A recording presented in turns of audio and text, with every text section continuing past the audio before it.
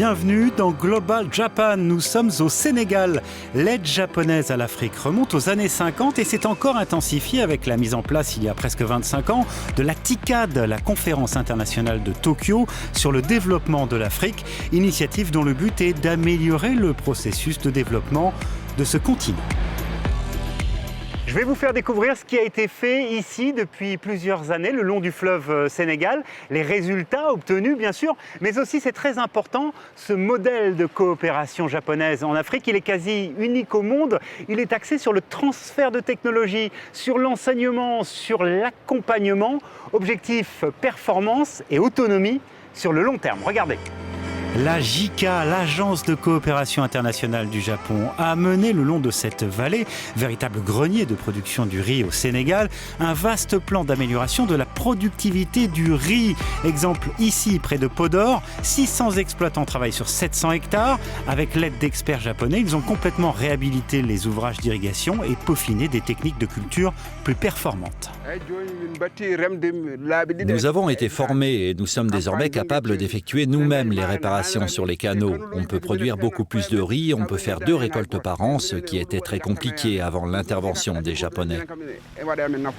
L'irrigation qui prenait 15 jours pour irriguer les 117 parcelles, aujourd'hui en 7 jours on irrigue toutes les parcelles. La consommation aussi de gasoil a été réduite de 30%, ce qui a donc réduit les charges d'irrigation et a amélioré les revenus des producteurs.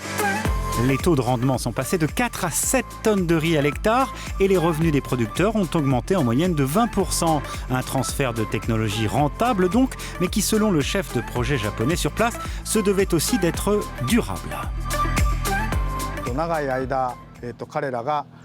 L'idée, c'était de pouvoir transmettre des techniques pour le long terme. On ne parle pas de techniques high-tech, mais de quelque chose de simple, qui est adapté à leurs compétences et qui peut perdurer.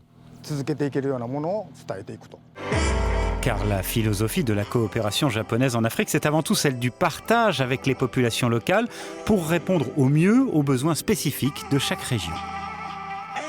C'est un accompagnement et toujours à travers le dialogue. Ce n'est pas nous qu'on introduisons notre technologie comme ça pour s'implanter là-bas, mais donc on recueille beaucoup d'avis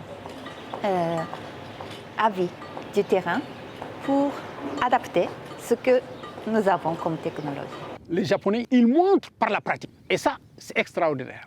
Et les Sénégalais se sont appropriés ce savoir-faire japonais, ce qui a permis aujourd'hui d'améliorer les rendements, d'améliorer les revenus et de fixer les populations dans leur terroir.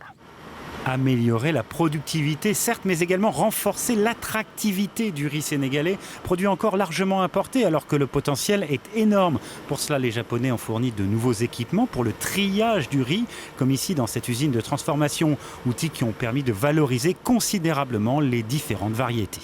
Il y a une homogénéité totale sur toutes les 3 variétés, à savoir l'entier, l'intermédiaire et la brisure.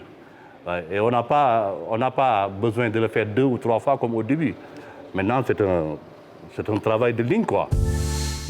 Avant de quitter l'Afrique, nous nous rendons à Maputo, la capitale du Mozambique, où le Japon avait organisé une réunion très importante avec des représentants de toute l'Afrique, mais également de nombreux autres pays du monde, des organisations internationales, ainsi que du secteur privé. L'objectif ici, c'est de faire le point sur le travail qui a été accompli depuis la dernière conférence TICAD à Nairobi l'an passé et les défis qui restent à relever, bien sûr, avant la prochaine qui aura lieu au Japon en 2019. Le nouveau ministre japonais des Affaires étrangères, Taro Kono, a notamment insisté sur le fait que depuis la dernière TICAD, 5 milliards de dollars ont été investis en Afrique, fonds publics et privés confondus.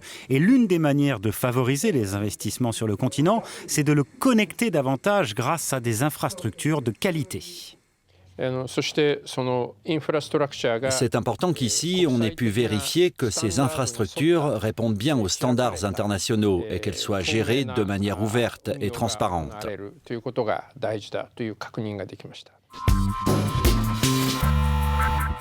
Voilà pour cet épisode de Global Japan ici en Afrique. Rendez-vous le mois prochain pour voir comment le Japon partage son savoir-faire. Cette fois, dans le domaine médical, nous serons en Russie et au Japon. À très bientôt.